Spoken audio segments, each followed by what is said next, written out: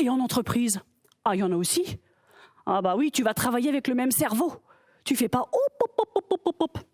Je vais pas partir avec le cerveau du week-end, je vais partir avec mon cerveau de la semaine, c'est lundi. Hop, attention le chat, lâche ma matière grise.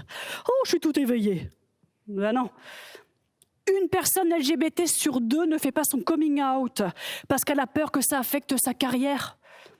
Parce qu'il y a encore des êtres feignants, bon sang, qui pensent que de faire son coming out, c'est étaler sa vie privée.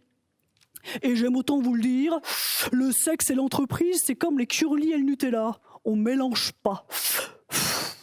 Souvent, c'est des gens qui ont des photos de leur famille sur le bureau, même de leur chien, de leur chat, de tout le monde. Qu'est-ce qu'on s'en fiche de la vie intime et privée au travail si on l'assume? Et c'est sûrement pas le sexe et l'entreprise. Quand je dis que je suis lesbienne, il y a des gens, ils s'imaginent des trucs. Mais fais-toi ton film et lâche-moi, gagne ton César. Tiens, j'aimerais dédier ce César à ma mère, sans qui rien n'aurait été possible. Bon sang.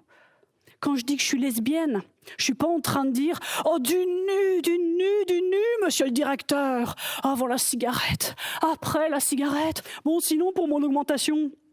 Non, je dis juste « Alors, je vais vous parler de mes week-ends et ça sera pas mon, mais ma chérie. » C'est tout. Et ce c'est tout, il demande du courage. C'est fou.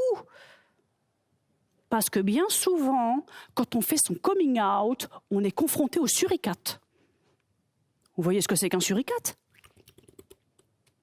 Bah, ils sont pas que dans la savane. Ils sont aussi à la machine à café. Quand tu dis un jour, pour la première fois, une phrase banale comme l'autre soir avec ma chérie, on était au cinéma. En face de toi, compréhension de ce qui vient d'être dit. Et là, tu as 2 possibilités. La première, introspection. Ça résonne avec un cliché que tu crois être la vérité.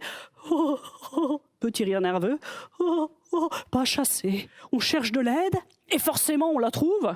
Parce que les suricates, c'est comme les Twix. Quand il y en a un, il y en a 2. La personne te valide le cliché. Et là, les suricates s'emballent pour que dalle et ça déballe sur ta pomme. Tu deviens un gros cliché bien difforme. Et ça les rassure. Parce qu'ils sont sûrs de ne pas te ressembler. Et c'est pour ça que parfois on ne fait pas son coming out, parce qu'on en a marre d'être difforme. Pour ça, il y a le sucre. Les suricates, c'est comme un filtre sur une vidéo, mais c'est beaucoup moins drôle à utiliser quand t'as bu. Après, t'as la deuxième possibilité, à la machine à café.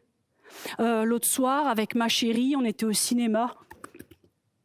Introspection. Et là, ça résonne avec de l'exemple, de la connaissance, empathie.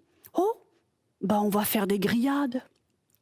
Et plus il y a de coming out, moins les suricates s'emballent, et plus il y a de monde au prochain barbecue.